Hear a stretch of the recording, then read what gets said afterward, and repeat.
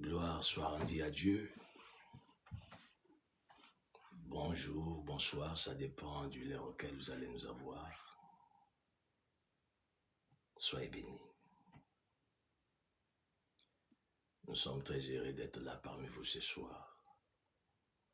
Et nous imaginons que ce plaisir est partagé.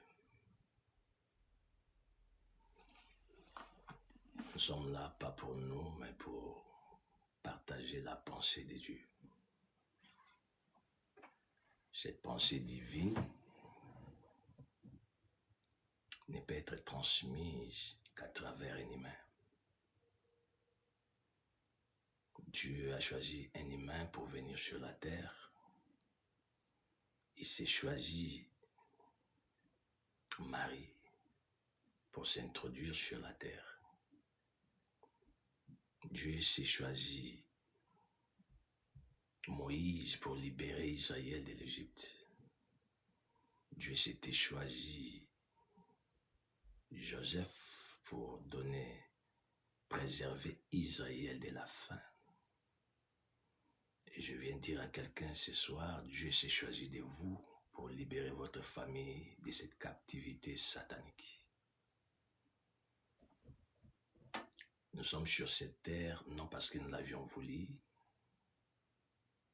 non parce que nous l'avions demandé. Nous nous retrouvons sur cette terre introduits par Dieu indépendamment de nos volontés.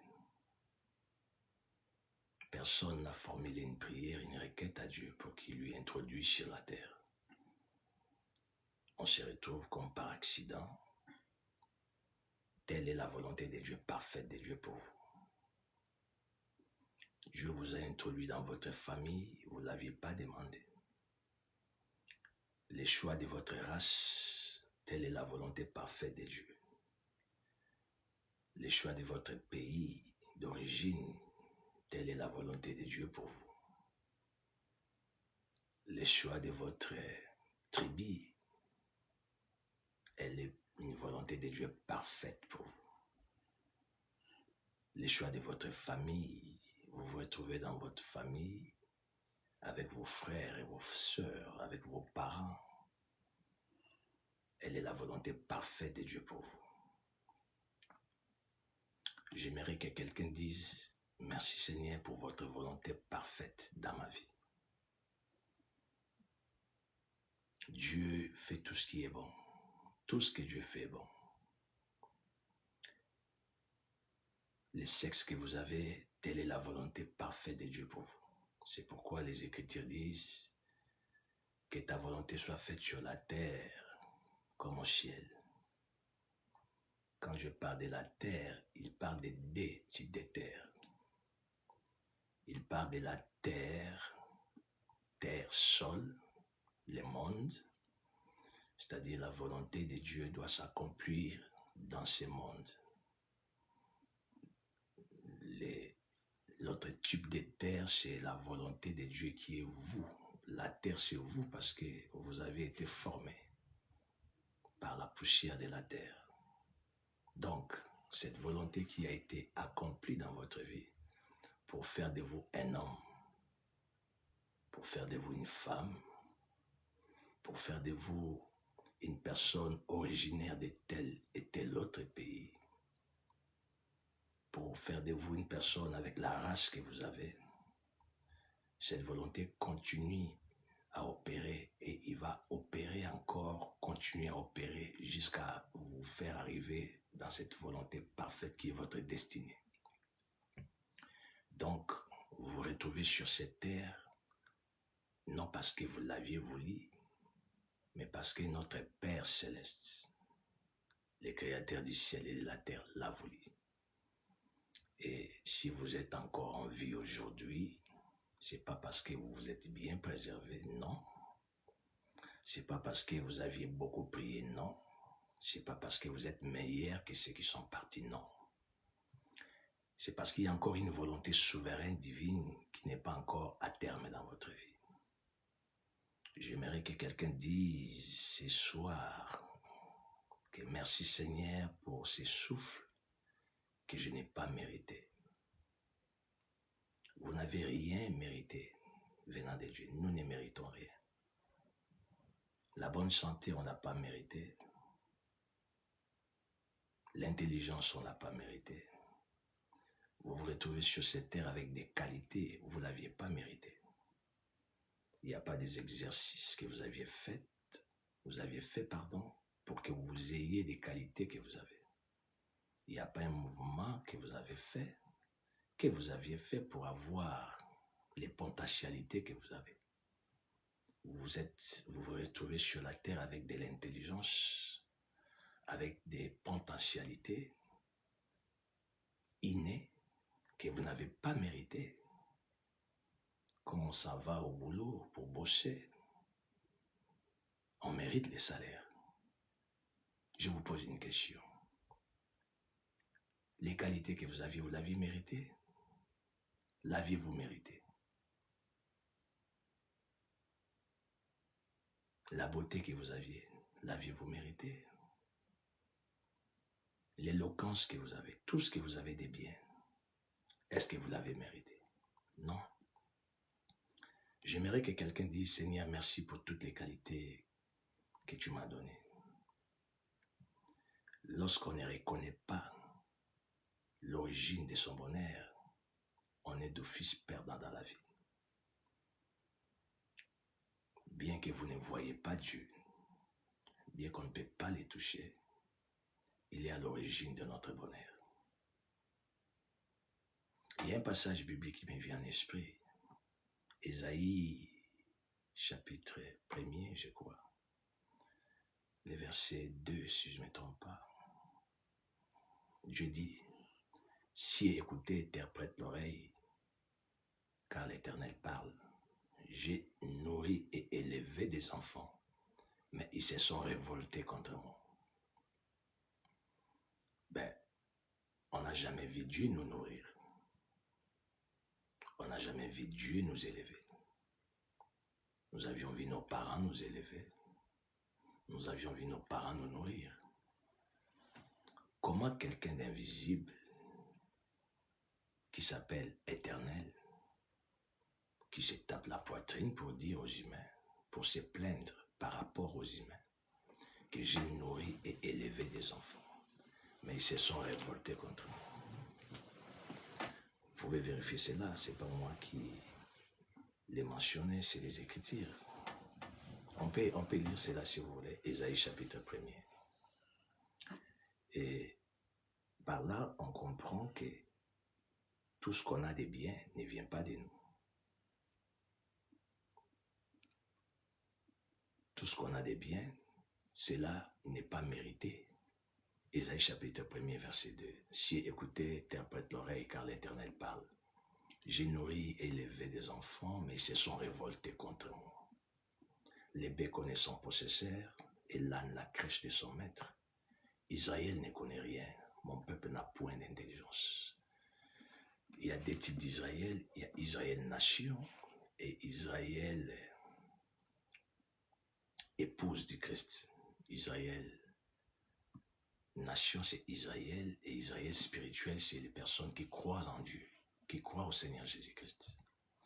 Dieu dit, j'ai élevé des enfants, mais ils se sont révoltés contre moi. Vous aviez déjà vu Dieu vous élever, vous, depuis que vous étiez enfant? Non. Mais comment un être qui est invisible, qui se tape la poitrine, qui nous a élevés, qui nous a nourris? Je reviens de ce que je disais au départ. Dieu passe toujours par les humains pour opérer au milieu des humains. Dieu passe toujours par des humains pour opérer au milieu d'eux. Dieu est passé par vos parents pour vous élever. Dieu est passé par les membres de nos familles pour nous nourrir. Et je crois que vous êtes d'accord avec moi. Les souffles que vous avez, cela ne provient ni de votre père, ni de votre mère. Vous respirez comment? Comment respirez-vous ces souffles? Là, vous êtes en train de me suivre, vous êtes assis. Je ne sais pas, vous êtes allongé. La force que vous avez actuellement, présentement, cela vous provient d'où? Elle provient de l'Éternel. N'oubliez pas, tout ce que vous avez de bien, cela provient de Dieu. Et avoir cette pensée de redevabilité pousse à Dieu à vous ouvrir encore des portes. Oh, j'aimerais que quelqu'un me dise, Seigneur, je suis redevable à toi. J'aimerais que quelqu'un répète ce matin que Seigneur, je suis redevable à toi. Je suis redevable à toi. Vous êtes redevable à Dieu. On ne décide pas du souffle. On ne décide pas de l'entretien du souffle. L'entretien du souffle, la continuité de la vie est entre les mains de Dieu. Et Dieu qui nous a tous introduits sur cette terre a une manière d'opérer au milieu des humains. Bien qu'il ne se voit pas, notre sort est entre ses mains. Oui, c'est ce que les Écritures disent. Le sort de votre vie est entre les mains de Dieu. Vous avez des projets, vous avez des grandes ambitions. Mais écoutez-moi, vos ambitions, vos projets ne feront pas ce que cela arrive ou cela s'accomplisse. La décision finale vient du ciel. Et vous avez tout intérêt de ne pas seulement regarder vos projets. Vous avez tout intérêt de fixer vos yeux vers le ciel. Parce que c'est de là que le décret de l'accomplissement de tout ce que vous imaginez sera signé. Croyez-moi. Ce n'est pas anodin ce que je vous dis, mais c'est une vérité irréfutable. Vous ne décidez pas sur votre avenir. Personne ne peut en décider. Bien que fort, Dieu ne vous interdit pas d'avoir des projets. D'ailleurs, il aime que nous puissions envisager des choses. Mais Dieu vous interpelle simplement pour vous dire que tout ce que vous pensez, tout ce que vous avez comme projet, tout ce que vous avez comme ambition, la signature pour son accomplissement dépend de lui, vient de lui. Vous pouvez tout faire, mais si les ciels ferment, des Écritures le disent, la Bible le dit. Si Dieu ferme, personne ne peut ouvrir. Et s'il ouvre, personne ne peut fermer. J'aimerais que quelqu'un implore le ciel dans son cœur pour dire, Seigneur, ouvre-moi des portes pour l'accomplissement de mes projets. J'aimerais que quelqu'un d'un cœur sincère et ouvert qui dise dans son cœur, Seigneur, étends ta main pour m'amener à voir les désirs de mon cœur. J'aimerais dire à quelqu'un, cette réalité nous amène à affirmer que nos vies sont attachées au spirituel. Tel que vous êtes là, vous êtes humain, mais vous êtes d'abord spirituel. L'humain et le spirituel marchent de pair. En réalité, en l'homme, c'est l'esprit. Avant que vous portiez ce corps physique, vous aviez un corps spirituel qui est votre esprit. Et c'est cet esprit, c'est ce qui va vivre éternellement. Donc, comme vous êtes tripartite, nous sommes tripartites. Nous avons le corps, nous avons l'âme, nous avons l'esprit. On ne peut pas se détacher sur cette terre des hommes, bien que nous vivons sur la terre, de notre dépendance spirituelle. Vous dépendez du spirituel, bien que vous ne croyez pas à ça. Aujourd'hui, le monde nous amène à être trop matériel, trop juste. Réfléchir sur ce qu'on voit, ce qu'on touche. Mais laissez-moi vous dire, à part ce que nous ne pouvons toucher, à part ce que nous ne pouvons voir, à part ce que nous pouvons voir et toucher, les plus grandes vérités, c'est que nos vies sont attachées à ce qu'on ne voit pas et à ce qu'on ne touche pas. Et Dieu, il utilise un moyen pour communiquer aux humains que nous sommes. C'est le moyen de la parole de Dieu, comme je suis en train d'enseigner là. Dieu vous parle. Et à part les moyens de la parole de Dieu, Dieu nous parle aussi lorsque nous dormons. Lorsque l'humain dort, son corps, son intelligence ne travaille plus, mais son esprit est en action. Son esprit est en mouvement. Et c'est par là que Dieu vient pour parler à l'homme.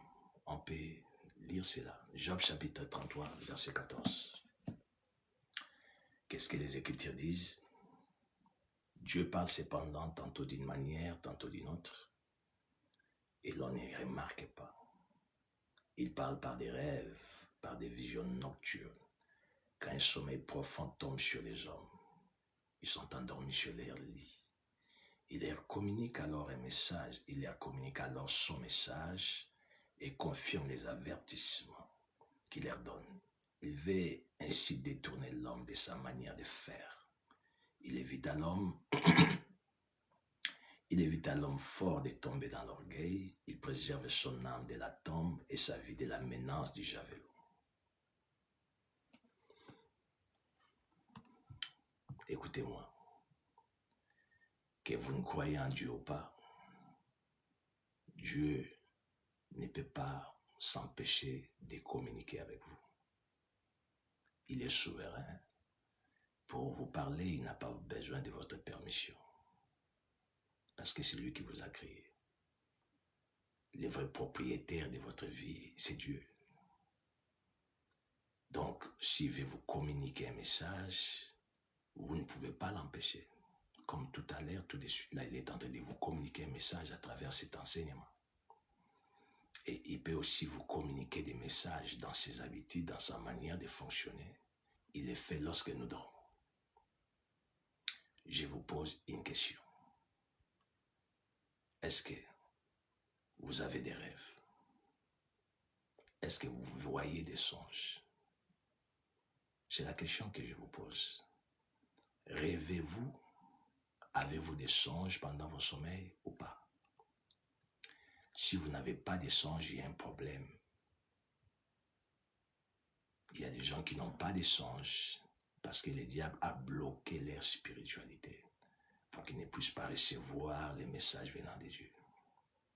La cause, c'est quoi? C'est pour qu'ils tombent dans la fosse que le diable a creusée contre eux. Vous ne pouvez pas être à l'aise. Vous ne pouvez pas être content. Vous ne pouvez pas être en paix lorsque vous ne rêvez pas. Non. Vous devez vous inquiéter lorsque vous ne rêvez pas, plus que vous pouvez vous inquiéter quand rien ne marche. Je me répète, vous devez vous inquiéter lorsque vous ne rêvez pas, plus que vous devez le faire lorsque rien ne marche dans votre vie. Pourquoi? Parce que rien ne peut marcher, mais vous continuez à être en vie et en sécurité. Mais lorsque vous ne rêvez pas, les choses marchent. Dans ces rêves que Dieu pouvait vous donner, ça pouvait vous préserver de la mort. Quand vous ne rêvez pas, ne soyez pas heureux, ne soyez pas content. Vous ne pouvez pas dormir et vous réveiller et vous ne voyez aucun rêve, aucun songe. Non. Il y a un blocage spirituel. Ce n'est pas normal. Et il y a des gens qui rêvent, mais qui ne retiennent pas. Le diable vient pour leur voler les rêves que Dieu leur donne, afin qu'ils tombent dans la fosse.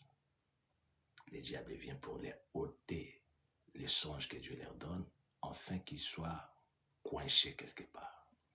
Oh, je ouvre ma bouche pour déclarer que toutes ces personnes qui ont été à la base pour bloquer vos rêves, bloquer vos songes, qu'ils soient frappés au nom de Jésus-Christ. que les ciels s'ouvrent sur votre tête, afin que vos rêves et vos songes reviennent au nom de Jésus-Christ. Tout ce qui vous empêchait de recevoir des rêves, des messages divins, tout ce qui vous bloquait pour ne pas être en mesure de retenir des songes, que cela soit tombé au nom de Jésus-Christ. Que tous vos rêves que vous aviez oubliés, que le Saint-Esprit les ramène dans votre esprit au nom de Jésus-Christ. Tous ces rêves qui étaient bloqués, anéantis, oubliés dans les placards parce que les diables l'avaient fermé, bloqué pour que vous ne puissiez pas avoir des moyens de comprendre ce que Dieu voulait vous dire, que ces chaînes diaboliques qui bloquaient vos rêves et vos songes, que ces chaînes soient brisées au nom de Jésus-Christ. Dès à présent, que la main de Dieu vienne sur votre tête, qui vous touche, qui touche votre âme, votre esprit, que vous puissiez recommencer à rêver au nom de Jésus. Oh, je dis, recevez la grâce de Dieu pour rêver au nom de Jésus-Christ. Vous devez rêver, vous devez avoir des songes parce que c'est les moyens où Dieu communique avec vous. Que tout cet esprit qui vous empêchait à retenir les rêves, que toutes ces forces qui vous empêchaient à retenir les songes, que ces forces lâchent votre âme au nom de Jésus-Christ. Recevez la grâce de Dieu. Pourquoi vous devez retenir vos rêves? Pourquoi vous devez retenir vos songes? Vous devez les retenir pour être en mesure de savoir comment, où placer votre pied, où aller ou où ne pas aller, ce que vous devrez faire et ce que vous ne devez pas faire. Je vais dire à quelqu'un, votre destinée est attachée à votre sommeil. C'est fort, mais je vous l'ai dit. Votre destinée, votre destin, votre avenir, c'est dans votre sommeil. Je répète pour une très bonne audition. Votre vie, votre destin, votre avenir, c'est dans votre sommeil. Cela veut dire, votre destin dépend de vos rêves. Votre avenir est lié à vos rêves et à vos songes. Si vous lisez Genèse chapitre 37, vous allez comprendre l'histoire de ce jeune homme qui s'appelle Joseph. Un jeune, 17 ans. Dieu vint à des reprises pour lui parler de son avenir dans les rêves. Et quand il a eu les rêves, le problème ce n'est pas d'avoir les rêves. Le plus grand problème c'est de retenir les rêves. Et l'autre plus grand problème c'est d'avoir l'interprétation du rêve. Lorsque vous rêvez, que faites-vous? Lorsque vous rêvez, que dites-vous? Lorsque vous vous réveillez le matin ou au milieu de la nuit, sursauté par un songe, par un rêve, quelle est votre première pensée? Vous vous dites quoi? Peut-être vous sous-estimez les rêves. Peut-être vous sous-estimez ces songes. C'est une grande bêtise de sous-estimer un rêve que vous n'avez pas demandé, que vous n'avez pas créé. C'est une erreur grave de sous-estimer un songe qui n'est pas venu parce que vous l'aviez voulu. Il est venu parce que Dieu l'a mis dans votre âme, soit pour vous préserver, soit pour vous informer. Les rêves ont plusieurs objectifs. Dieu vient pour vous parler, pour vous informer sur ce qui va vous arriver au fil du temps. Il vient pour vous parler, soit pour vous avertir de quelque chose qui devrait vous arriver. Il vous demande de prendre des précautions pour l'éviter. Il peut vous parler pour vous donner des instructions. Avec Joseph, Dieu est venu pour lui parler de son avenir. L'avenir est compris, l'avenir est défini, l'avenir on arrive à les saisir, on arrive à les comprendre à travers les rêves et à travers les songes. Non seulement l'avenir d'un homme, d'un humain, mais aussi l'avenir d'une nation. Quand vous lisez Genèse chapitre 41, vous serez d'accord avec moi. Genèse 41 à partir du premier verset jusqu'au 7e verset. Qu'est-ce que la Bible dit? Au bout des 2 ans, Genèse 41 à partir du premier jusqu'au 7e verset. Au bout des 2 ans, Pharaon eut un songe. Voici c'était né près du fleuve, et voici cette vache belle à voir et grasse de chair montèrent hors du fleuve, et se mirent à paître dans la prairie. Cette autre vache laide à voir et maigre de chair montèrent du fleuve après elle, et se terrent à leur côté sur les bords du fleuve. Les vaches laides à voir et maigres de chair mangèrent les 7 vaches belles à voir et grasses. Et Pharaon s'éveilla, il s'est rendormi et il eut un second songe. Attention avec les rêves et les songes qui reviennent des fois.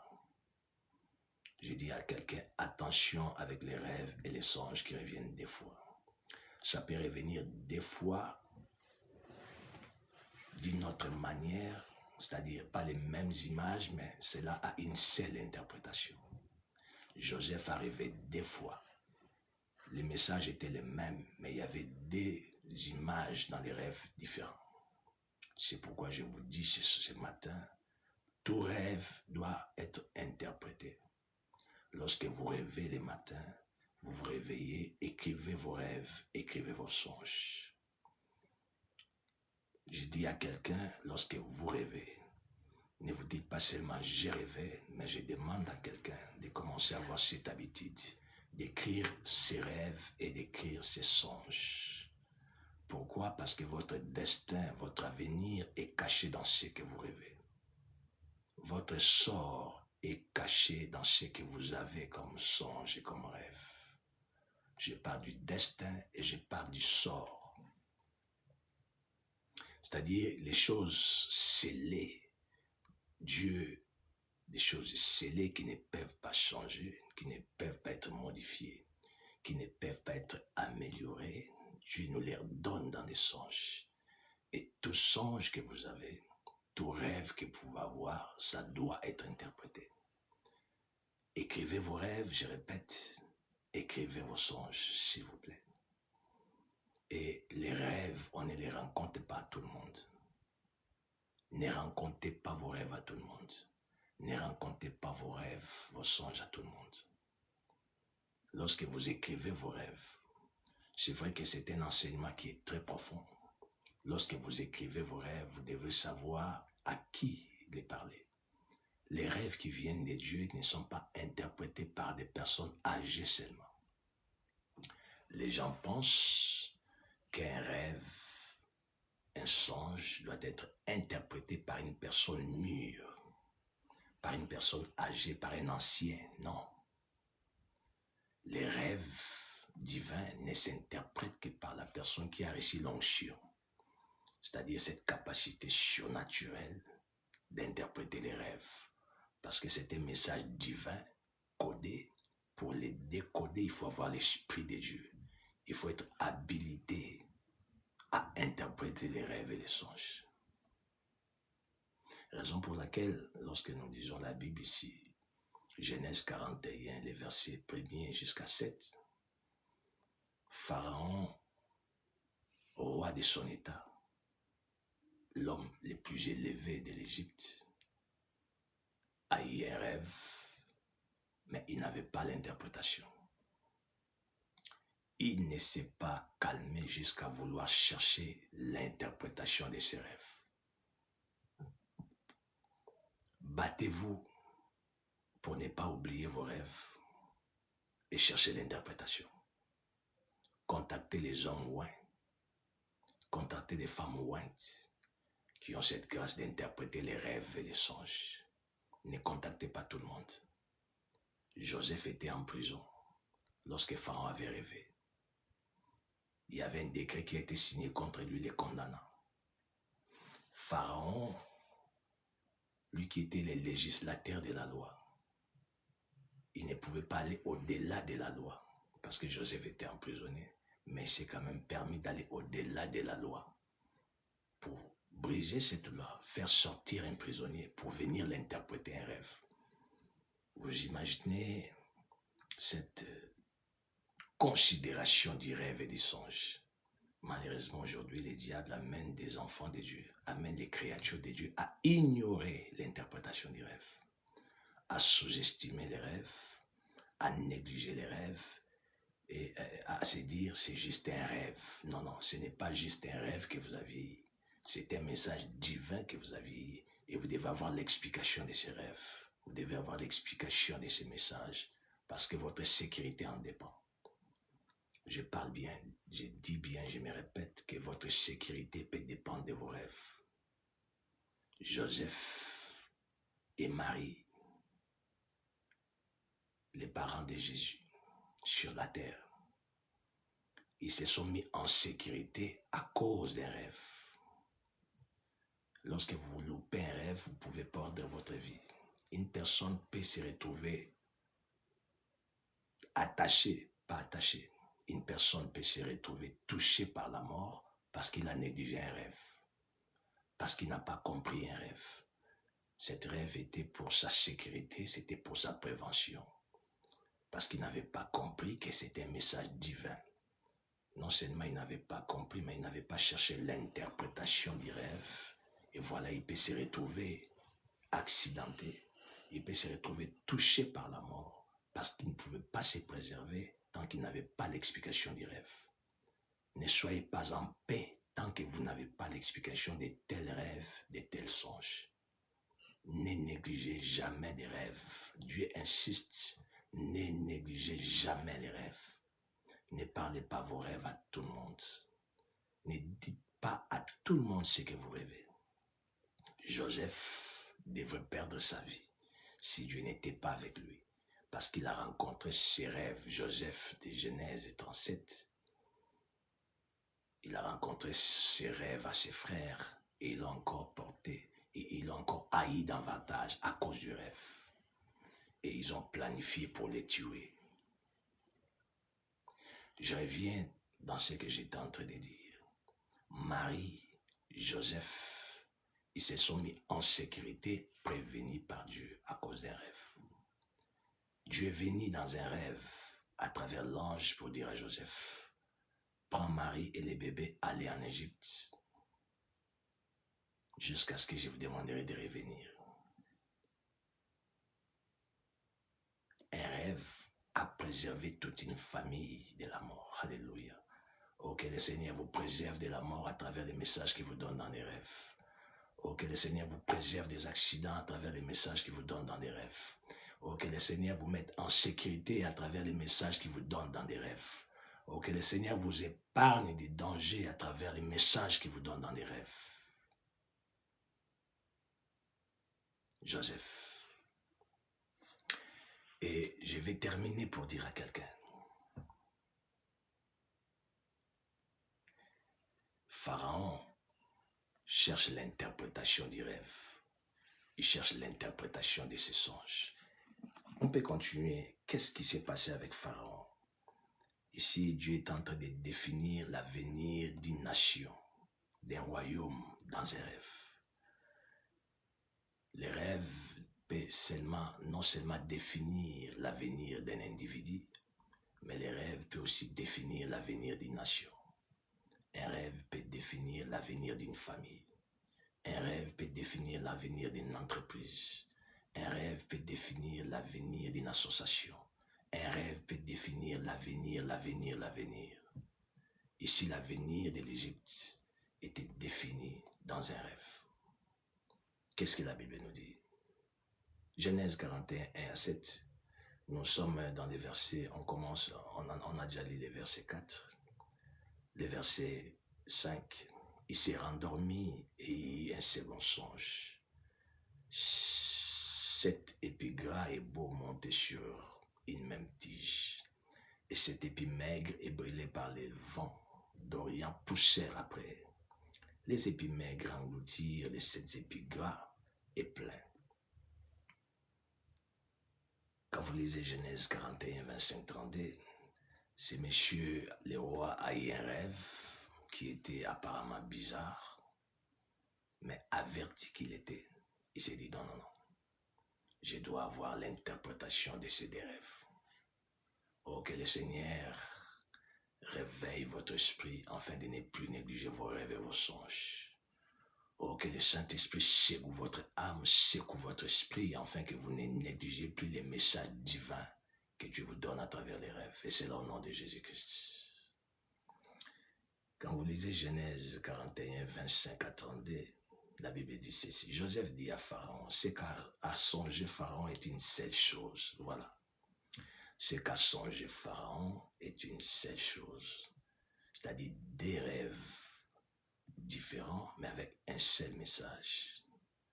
Dieu, pour annoncer l'avenir, il ne le fait pas une fois. Dieu, pour annoncer l'avenir, il le fait des ou plusieurs fois. Un rêve peut être différent de l'autre, mais l'interprétation est la même. Ici, Joseph lui dit, c'est qu'à songer, Pharaon est une seule chose. Dieu a fait connaître à Pharaon ce qu'il va faire. Oh, que le ciel s'ouvre sur votre tête, que Dieu commence à vous faire connaître ce qu'il va faire dans votre vie au nom de Jésus-Christ. Je déclare et je décrète que le ciel soit ouvert et qu'il reste ouvert sur votre sommeil, afin que Dieu vous révèle sa décision sur votre vie. Alléluia. J'ouvre ma bouche, je déclare et je décrète que le ciel soit ouvert en permanence, afin que Dieu vous rassure de ce qu'il va vous donner dans l'avenir au nom de Jésus-Christ. Voici, il y a 7 années, il commence l'interprétation. Voici, il y aura 7 années de grande abondance dans tous les pays d'Égypte. 7 années de famine viendront après elles. Si Pharaon a vu les songes se répéter une seconde fois, c'est que la chose est arrêtée de la part de Dieu. Alléluia. Dieu pour vous faire confirmer, pour vous confirmer qu'il a arrêté la chose, que la chose est scellée, que la chose ne va pas être changée. Il vous donne le message plus de 2 fois. Pas une seule fois. Il vient 2 fois ou plusieurs fois pour vous assurer que le message est attesté et scellé. Il le fera. Attention à ce que vous avez vu 2 fois dans un rêve. Attention à ce qui est revenu 3 fois dans un rêve. Attention à ce que vous avez vu plusieurs fois dans un songe. Cela est scellé. Cela est un décret. Cela ne changera pas. Et vous devez avoir l'interprétation. Cette année de famine viendront après elle. Si Pharaon a vu les songes se répéter une seconde fois, c'est que la chose est arrêtée de la part de Dieu et que Dieu s'est hâté à l'exécuter. Oh, je dis à quelqu'un que Dieu s'est hâté à exécuter tout ce qu'il vous avait promis dans les rêves au nom de Jésus-Christ. Je dis à quelqu'un, j'affirme dans votre vie que Dieu s'est hâte à exécuter l'accomplissement, à exécuter les bonheurs qu'il vous avait promis. Tout ce qu'il vous avait dit, tout ce qu'il vous avait promis, tout ce qu'il vous avait donné comme message, que vous aviez compris, qu'il s'est hâte de l'exécuter dans votre vie au nom de Jésus.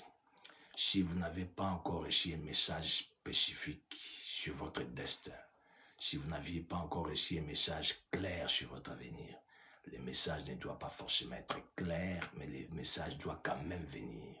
Je vous ai dit, les messages divins qui viennent par des songes et par des rêves doivent être interprétés.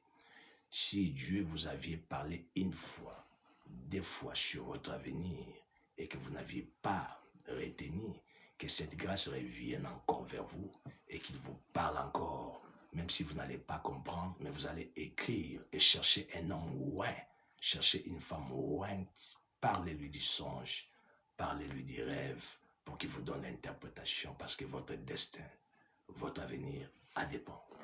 Que Dieu vous bénisse. Soyez abondamment bénis. Bye bye. Ciao.